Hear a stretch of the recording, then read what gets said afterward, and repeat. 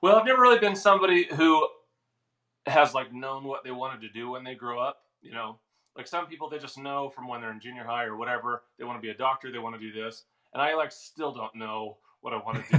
Like, you know, so like, I've never had like a plan really. But what I feel like I'm pretty good at is I'm an opportunist. So if an opportunity comes up that I feel like I would be, successful in or I would do well in, I've like not been hesitant to just jump on, even if the timing wasn't right or whatever. So like, Hmm. so I started Utah Live Bands when I was in college just to make a little extra money. I never had planned on doing music for a living, although I Yeah. was a music major in college. But I was just doing that just because I don't know. I liked music. That's just what I was doing. I didn't really have a whole lot of plans, and then yeah, I just started that, and that started growing every year, and then we started doing bigger events, and like Utah Live Bands just started as a little jazz combo. We played a little background music for weddings here and there, just making a little extra money. Then I connected myself with some bands that were doing some big things, and it's growing every year. And then I got into the business broker thing, and I got my brother managing Utah Live Bands, and I had always intended on that being a side thing, but that's just really kind of grown. And then the other Hmm. stuff, I don't know. It's just my personality that if I think of an idea, I just like want to do it. I just kind of do it, even if a lot of people tell me, "Oh, this is a distraction," or "You shouldn't be doing this." I've just successfully been able to start things and leverage my time so that I can get kind of other people running them, and you know, and it's quite a lot on my plate. But I've gotten to the point where I can do it pretty successfully without having to spend too much actual time on each thing, because I've got people that I trust that are kind of running things.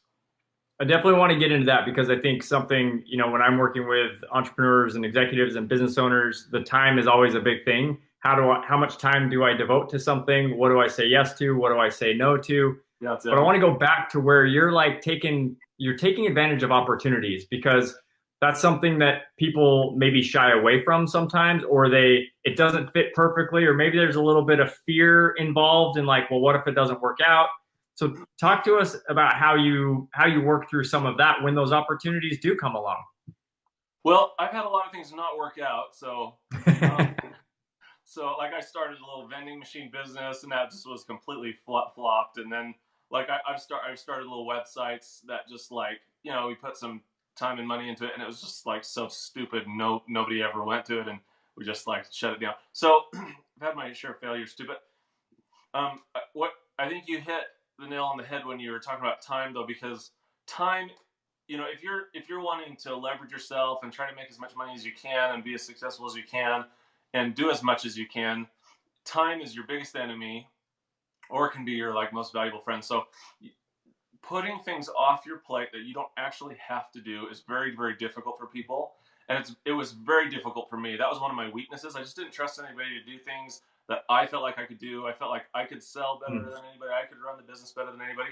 And once I actually trusted other people and said, all right, why don't you go ahead and do this? I realized that other people can do it as well or better than I can. I just didn't like trust them to do it. So I think one thing that I've done well is I've taken a weakness of mine, which was not being able to let go of anything, and turn it into a strength where I feel quite comfortable now saying, hey, why don't you handle all of this for me? And I'll follow up with you like later, but I'm not going to worry about it because I trust you. And then I have learned that people are better than things that at things than I am, and so I could Yeah. trust them to do it, and they'll do it a little differently maybe, but that is the key to if you have a lot you want to accomplish. I believe that is the key, is managing your time, because you can't do everything, and if you can get things off your plate, then you can spend the time that you have doing things that are actually going to be beneficial and grow the business, as opposed to just Yeah. wheels.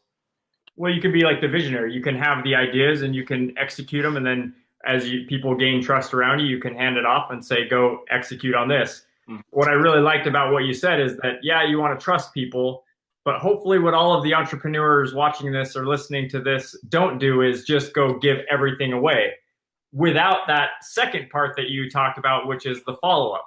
Here, I'm going to give you this, and then I'm going to follow up with it. Doesn't matter how much you trust them, if it's a lot or a little, follow up should always be that component in your businesses where you at least know what's going on and how progress is happening or what obstacles or challenges are people are facing so that you can help them get through that.